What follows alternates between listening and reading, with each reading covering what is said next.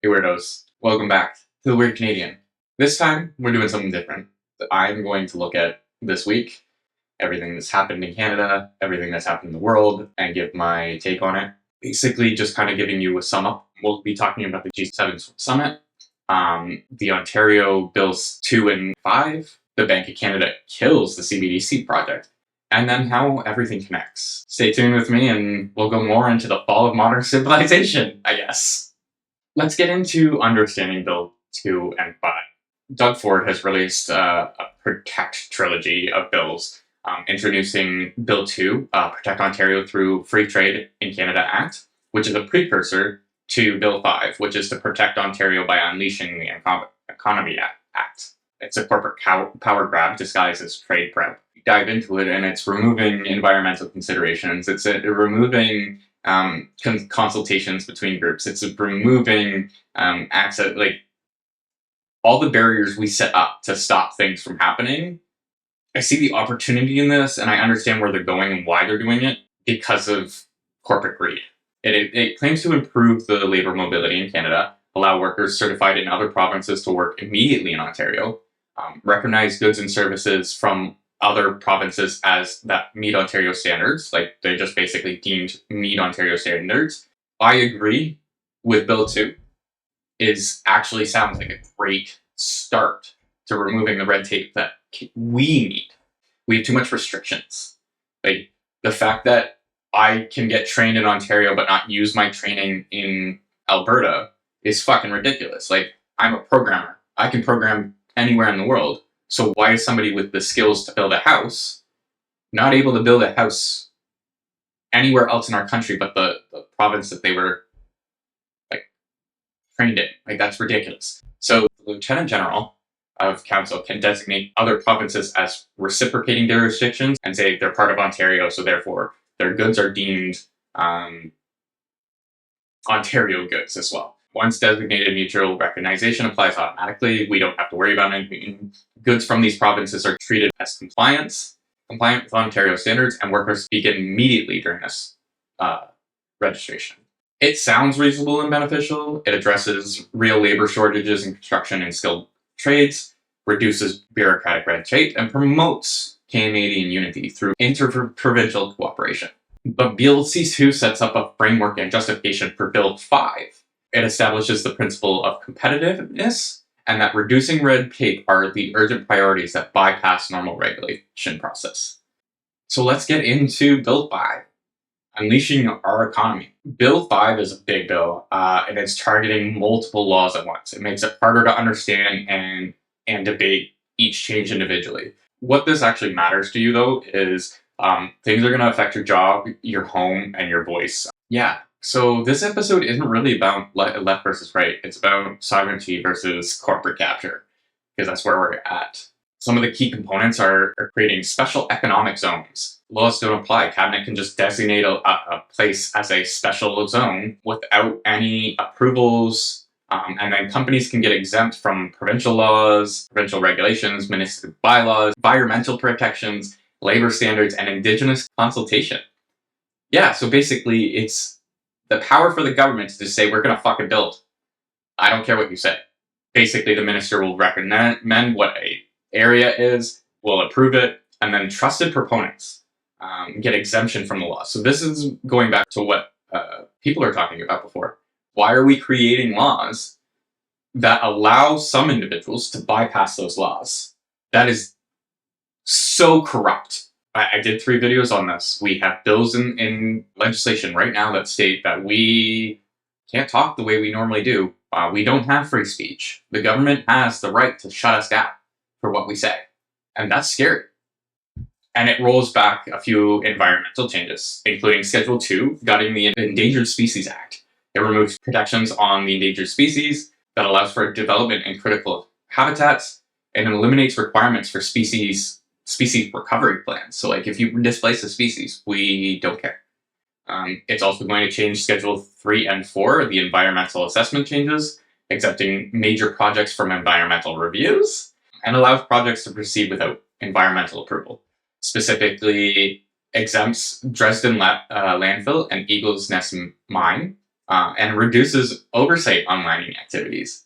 I just recently read a paper on how the Romans mined for materials, and I actually think it might be beneficial to mine that way for environmental reasons. We can go into that another time, or if somebody wants to know more information, please feel free to reach out. More than happy to talk about this stuff. So let's go into who opposes the bill. Obviously, the indigenous communities, the environmental groups, and labor organizations.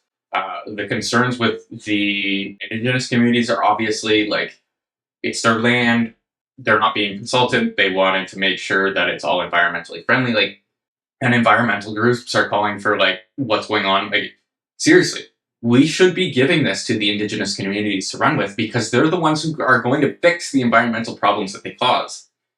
Like, I don't understand how people don't see that. They are all about protecting their environment.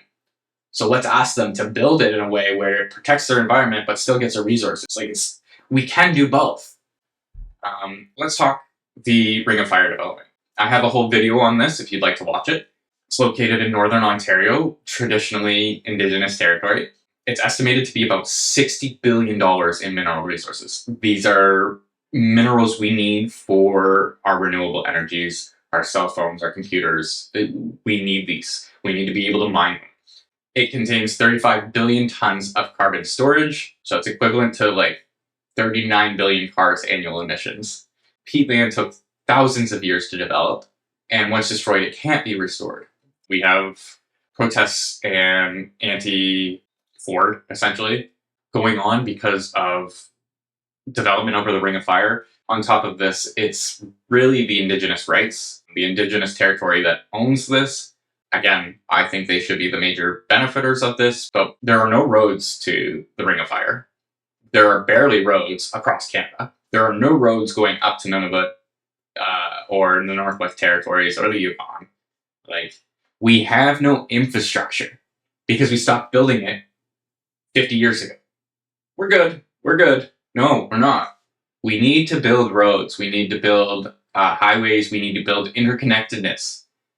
We want to be able to travel like the US. Like, we should, as a country, we should be able to travel like the US, where we are able to get from one side of our country to the other and top to bottom through our roads.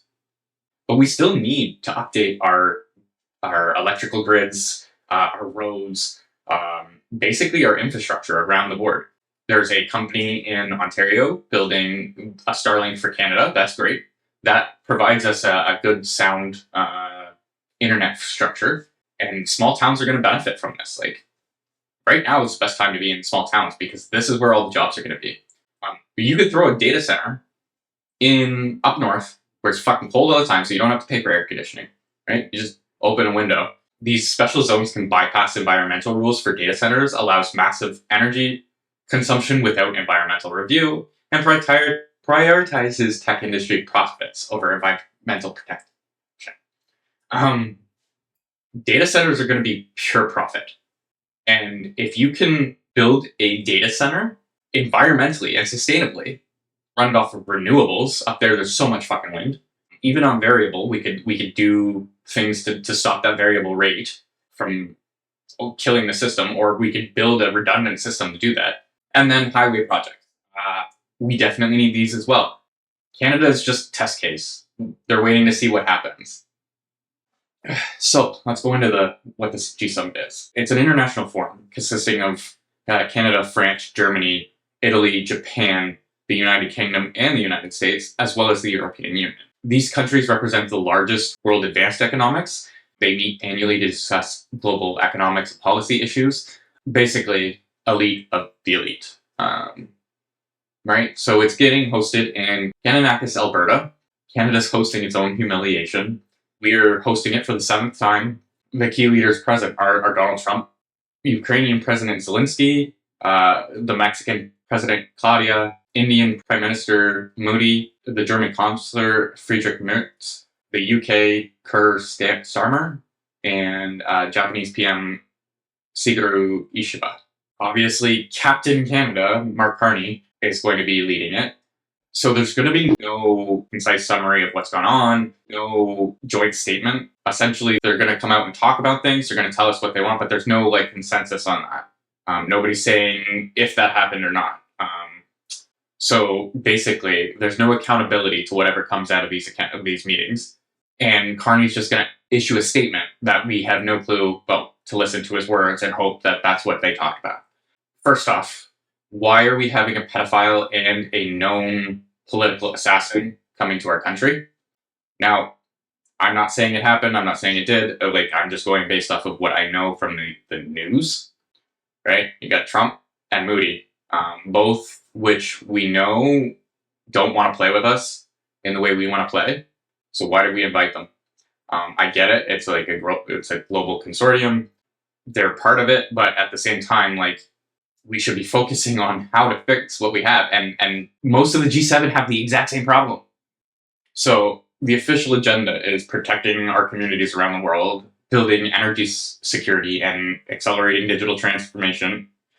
Also, like, where's that digital transformation? I'm not hearing anything about digital transformation.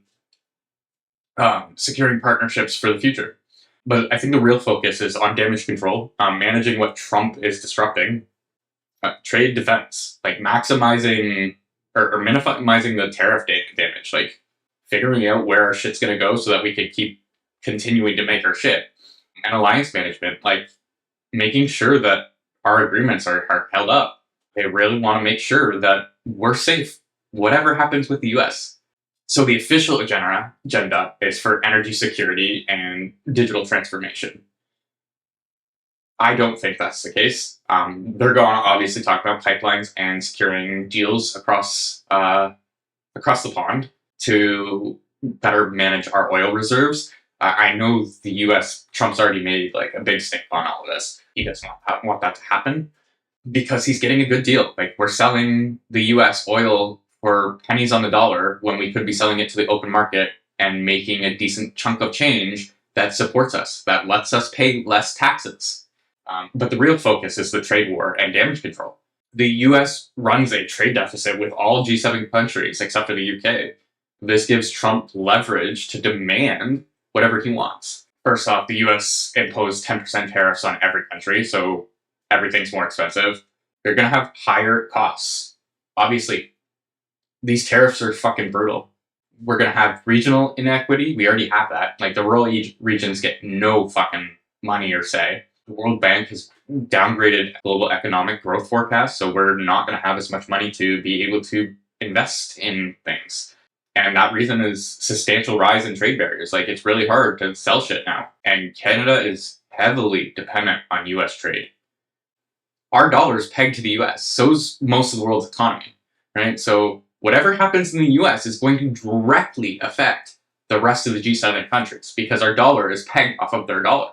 It basically suggests that we're negotiating from a power of weakness, or place of weakness. There is a resource extraction agenda that will end up in a surveillance state for the wealth transfer of private interests,